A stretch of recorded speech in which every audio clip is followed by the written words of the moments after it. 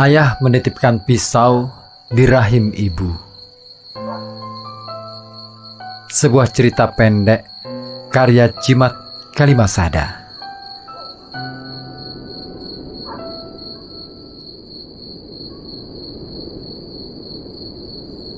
Sudah waktunya aku bertemu ayah. Aku datang pada malam hari, mengetuk pintu di tengah dingin musim kemarau. Bau angin terasa anyep. Suara gelap terasa tinggi dan panjang. Aku berdiri di depan lelaki itu. Tubuhku lebih tinggi beberapa senti. Wajahku tampak lebih kurus. Tulang pipiku lebih pipih dan menonjol. Sudah beberapa hari ini aku tidak mandi dan menyebabkan rambut ikalku kusut dan masai. Namun aku perhatikan, rambut lelaki di depanku ini mirip rambutku. Hanya matanya sedikit lebih sipit. Jantan, namaku. Aku mengulurkan tangan. Kami berdiri di depan pintu.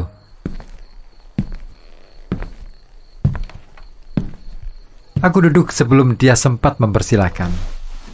Maafkan aku jika kau terkejut atas kedatanganku malam-malam begini, ujarku.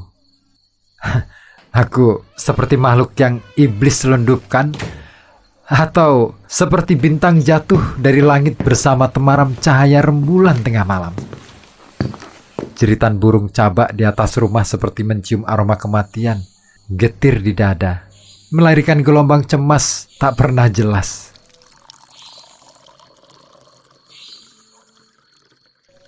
Dia mengambilkan segelas air putih dari dispenser. Silakan, minum, tawarnya. Aku mengangguk. Air putih itu kutekuk sedikit. Lalu aku mengeluarkan rokok dari dalam jeansku. Aku merokok, jariku menekan korek api.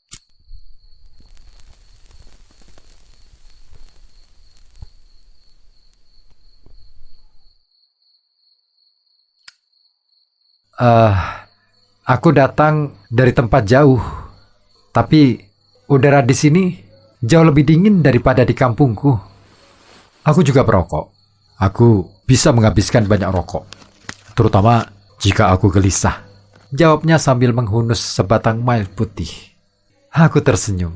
Aku merasa dia memperhatikan barisan gigiku, kerak nikotin yang bersenyawa dengan keganasan kopi. Keringatku menyebabkan aroma ruang tamu ini menjadi lebih pahit. Ia membalas senyumku, lembut tapi sinis. Aku bisa menghabiskan rokok berpuluh-puluh batang, meskipun tidak sedang gelisah. Aku datang dari pulau sangat jauh. Aku berangkat menumpang kapal barang. Aku sampai di rumah ini setelah berulang kali bertanya kepada orang-orang kampung, ucapku. Aku tidak mengenalmu. Kau datang tanpa penjelasan? Jawabnya. Sebentar lagi kau akan mendengar suara guntur meledak di rumah ini. Aku melanjutkan ucapanku. Itulah tujuanku ke sini.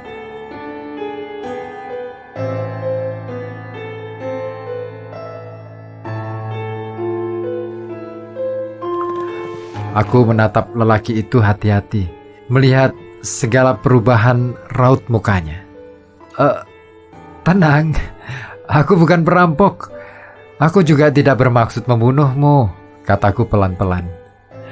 Aku hanya ingin mengembalikan pisau yang dititipkan di rahim ibuku kepada ayah.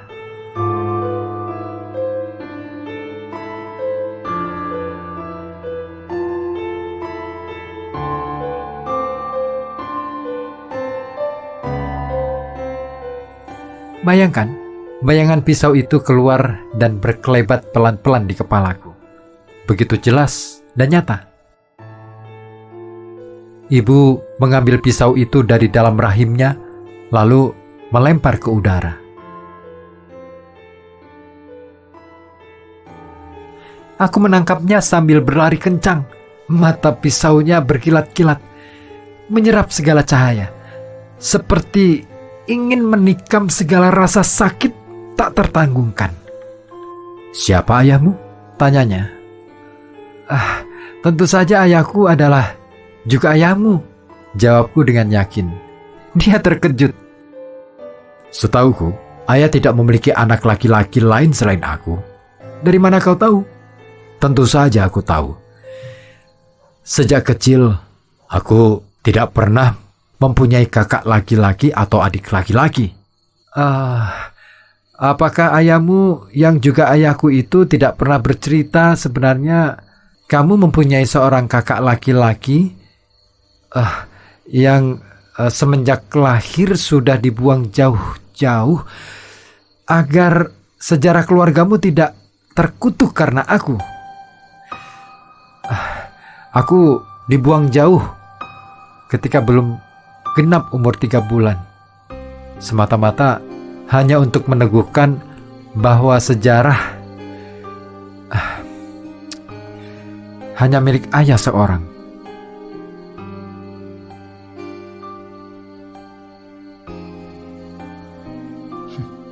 Aku tidak percaya. "Seharusnya kau tahu, ayah dan ibumu bersekongkol membuang ibuku sejauh-jauhnya dari hidupku, hingga aku tak pernah bisa menemukannya." "Ibu tidak sejahat itu."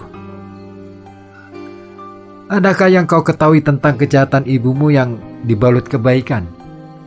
Tak ada dosa, tak ada salah bagi ibumu yang anggun dan baik hati itu. Seandainya ada dosa sekalipun, dosa itu tak pernah ia kenang," kataku pelan. "Ibuku hanyalah perempuan yang iblis kirim untuk mengutuk sejarah keluarga ayah. Secara fisik, aku dan ibu bisa dihilangkan, bisa dibuang sedalam lembah Tartasus. Lembah paling gelap dan tak terjangkau siapapun. Lembah yang menjadi neraka tempat menghukum para dewa Yunani. Namun, bisakah keberadaan kami dihapus dari halaman sejarah hidup kalian? Tidak. Karena iblis telah menjadi saksi kehadiran kami, dan iblis tak akan pernah mati."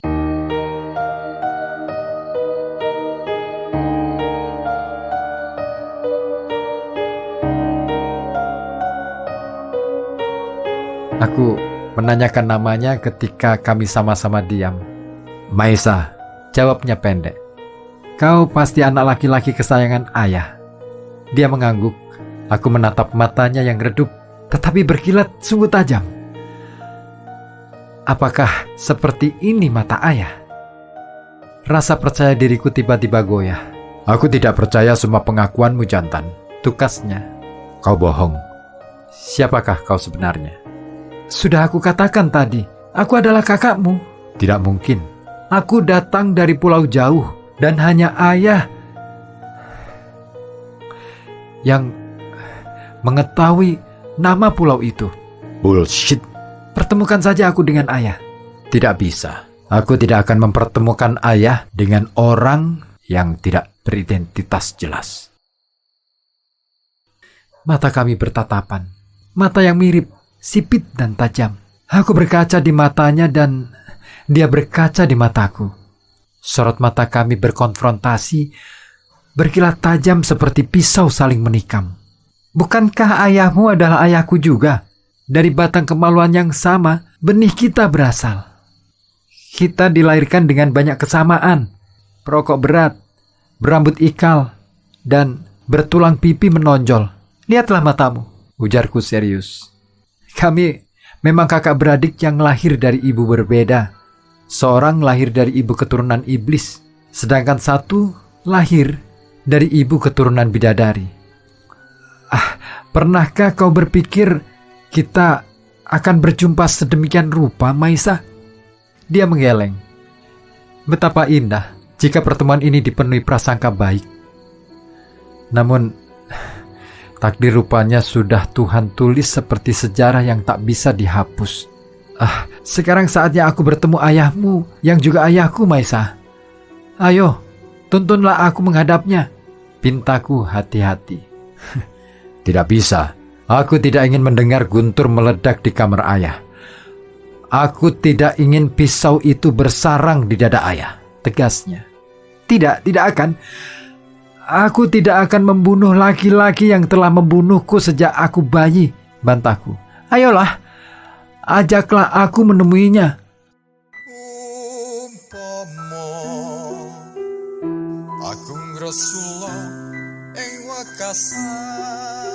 Sekarang waktunya aku bertemu ayah.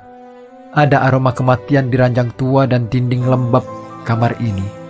Ayah, dia berbaring di kasur tua dengan kaki kanan lurus, sedangkan lutut kaki kiri menekuk. Ia selalu tidur di kamar belakang sendirian, jauh dari keramaian keluarga. Sepanjang hari, nyaris seluruh waktu, dia gunakan mendengarkan lagu-lagu rock. Dinding kamar tidur ukuran 4x5 ini dipenuhi lukisan gunung dan foto pendakian. Mataku terenyak. Seekor kucing di atas meja dengan leher hampir putus dan gigi menyeringai menahan rasa sakit. Kucing itu diawetkan dengan teknik taksidermi yang teliti. Ayahku ternyata penyiksa kucing.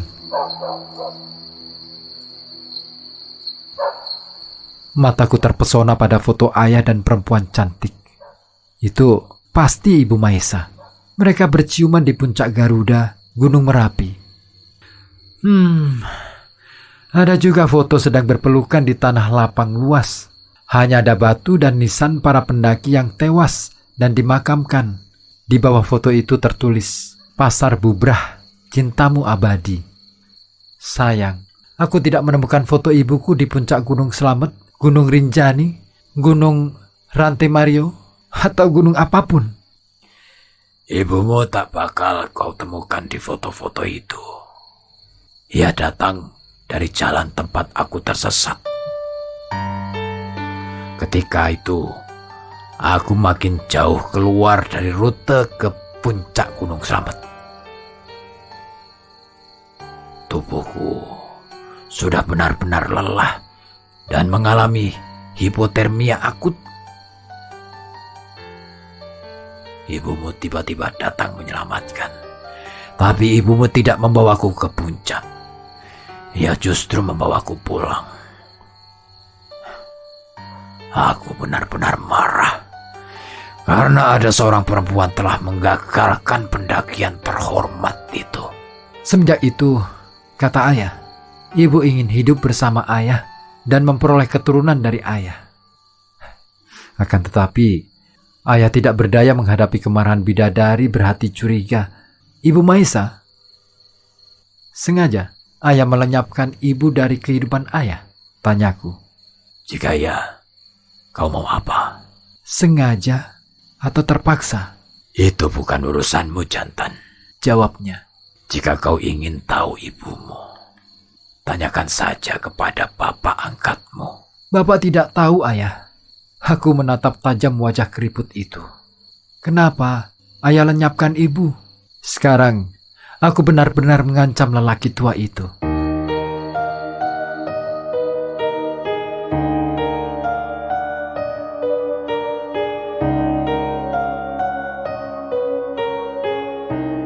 Dari kepalaku mulai muncul bayangan ibu mengambil pisau dari dalam rahimnya lalu melempar ke udara. Aku menangkapnya sambil berlari kencang. Mata pisaunya berkilat-kilat, menyerap segala cahaya, seperti ingin menikam segala rasa sakit tak tertanggungkan. Aku akan membunuh ayah dengan pisau yang ayah titipkan di rahim ibu, teriakku. Katakan, di mana ibu kau lenyapkan? Ayahku terkejut ketika mendengar aku mengucap pisau di rahim ibu. Ambil pisau itu sekarang, jantan. Ayah mengulang. Lakukan. Bunuh aku dengan pisau yang aku titipkan di rahim ibumu. Jangan lakukan, Jatan, teriak Maesa. Aku menyaksikan mata ayah memancar redup. Oh, pisau itu sekarang di mana? Tanya ayah. Di kepalaku, ayah, jawabku pelan. Lakukan sekarang juga. Secepatnya. Aku ingin menuntaskan rinduku pada ibumu. Ayah tiba-tiba berlutut seperti anak kecil. Ibumu selalu datang pada saat ayah tersesat. Lalu menyelamatkan ayah dengan cara tersendiri. Ia benar-benar mencintai ayah. Aku dan Maesa bertatapan. Bingung. Ayah menggerakkan tangan agar kami mendekat. Aku duduk di kiri dan Maesa duduk di sebelah kanan ayah. Aku rindu ibu kalian. Pada Ratri dan Nawang. Pada rindu yang selalu mereka simpan dalam rahim. Dan kalian adalah dua belah pisau yang selalu aku titipkan di rahim dengan rindu paling merdu.